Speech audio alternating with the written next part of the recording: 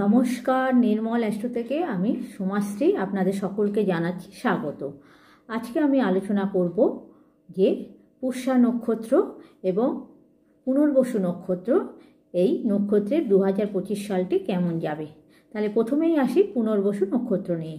এই নক্ষত্রের জাতক বা জাতিকা যারা শিক্ষক, সঙ্গীত শিল্পী, চিকিৎসক এবং লেখক রয়েছে তাদের কিন্তু এই বছরটা খুবই শুভ, কারণ তারা তাদের নিজ নিজ ক্ষেত্র কিন্তু খ্যাতি অর্জন করবে। 37 বছরের ঊর্ধ্বে বা 37 বছরে যারা রয়েছে তাই সেই সব জাতক বা জাতিকা কিছু অসুবিধার মধ্যে পড়তে পারেন। অর্থ সঞ্চয় কম হবে। ব্যবসায়ীদের পক্ষে কিন্তু এই বছরটা খুব ভালো যাবে সেটা কিন্তু বলা যাচ্ছে না। তবে যারা পার্টনারশিপ ব্যবসা করে এবং যারা বস্ত্র এবং বই নিয়ে ব্যবসা করে, অর্থাৎ জামা কাপড় নিয়ে যারা ব্যবসা করে তাদের কিন্তু এই বছরটা ভালো যাবে।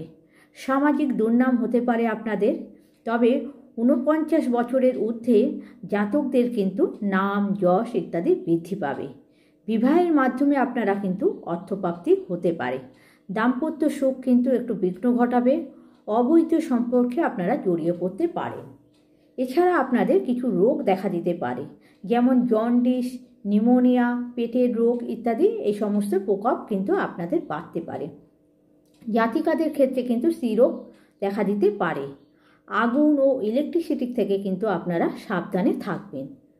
প্রতিরক্ষা, পুলিশ, ডিফেন্স ইত্যাদি জায়গায় যারা চাকরির চেষ্টা করছেন তাদের কিন্তু এ বছরটায় চাকরি হতে পারে।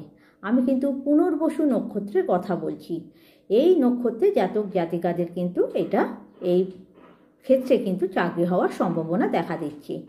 23 বছর বয়সী বা তারও ঊর্ধ্বে জাতক জাতিকাদের বিবাহ হতে পারে। 31 বছরের ঊর্ধ্বে তাদের যেসব জাতক জাতিকা রয়েছে তাদের কিন্তু শারীরিক সমস্যা দেখা দিতে পারে, তাই সেদিকে আপনারা সতর্ক দৃষ্টি রাখবেন।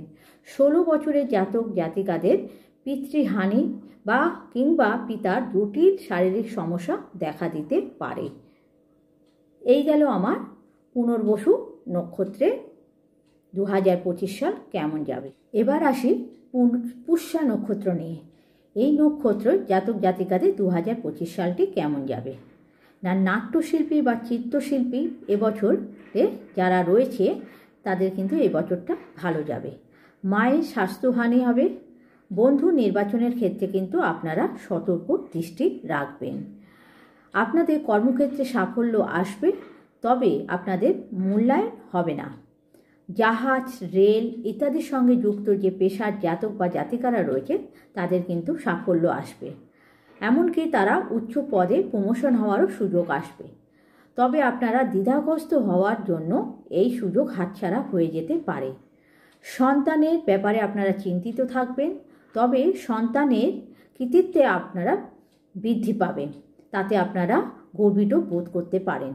পিতার সঙ্গে আপনাদের দূরত্ব তৈরি হবে। মামলায় আপনারা জড়িয়ে পড়তে পারেন। অত্যাধিক নেশাগ্রস্ত হয়ে পড়ার যোগও দেখা যাচ্ছে।